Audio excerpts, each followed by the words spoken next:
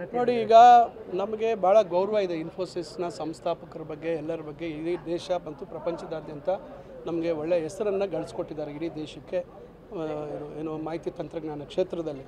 ಆದರೆ ಇವತ್ತು ಜಾತಿ ಗಣತಿ ಅಲ್ಲ, ಇದು ಶೈಕ್ಷಣಿಕ, ಸಾಮಾಜಿಕ, ಆರ್ಥಿಕ ಸಮೀಕ್ಷೆ.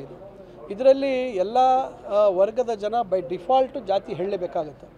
ಇವತ್ತು ನಾನು ಮಾನ್ಯ ಸುಧಾಮೂರ್ತಿ ಅವ್ರಿಗಿರ್ಬೋದು, ಮಾನ್ಯ ನಾರಾಯಣಮೂರ್ತಿ ಅವರಲ್ಲಿ ವಿನಂತಿಸ್ಕೊಳ್ಳೋಂಥದ್ದು, ಈಗ ತಾವು ನಮ್ಮ ಸರ್ಕಾರ ಇದನ್ನು ಮಾಡ್ತಾ ಇದೆ ಅಂಥೇಳಿ ವಿರೋಧ ಮಾಡ್ತಾಯಿದ್ದೀರಾ, ಇಲ್ಲ ಮುಂದಿನ ವರ್ಷ ಕೇಂದ್ರ ಸರ್ಕಾರ ನೇರವಾಗಿ ಜಾತಿ ಗಣತಿ ಮಾಡುತ್ತಲ್ಲ, ಆ ಸಂದರ್ಭದಲ್ಲಿ ಇದೇ ರೀತಿಯಾದಂಥ ನಿಲುವು ತಾವು ತೆಗೆದುಕೊಳ್ತೀರಾ? ಇವತ್ತು ಭಾಳಷ್ಟು ಜನ ನಿಮ್ಮ ಕಡೆ ನೋಡ್ತಾ ಇದ್ದಾರೆ, ಏನು ಮಾರ್ಗದರ್ಶನ ಕೊಡ್ತೀರಾ, ಏನು ತಾವು ಒಂದು ಒಳ್ಳೆಯ ಭವಿಷ್ಯತ್ತನ್ನು ನಿರ್ಮಾಣ ಮಾಡಲಿಕ್ಕೆ ಯುವ ಪೀಳಿಗೆಗೆ ತಮ್ಮ ಸೂಚನೆಗಳೇನು, ತಮ್ಮ ಅನುಭವಗಳೇನು ಅಂತಕ್ಕಂಥದ್ದು. ಆದರೆ ಇಂಥದ್ದನ್ನು ತಾವು ಭವಿಷ್ಯ ವಿಚಾರಗಳಲ್ಲಿ ಸ್ವಲ್ಪ ಯೋಚನೆ ಮಾಡಿ ಇದ್ರ ಬಗ್ಗೆ ಹೇಳಿಕೆ ಕೊಟ್ಟಿದ್ರೆ ಸೂಕ್ತ ಅಂತಕ್ಕಂಥದ್ದು ನನ್ನ ಅಭಿಪ್ರಾಯ.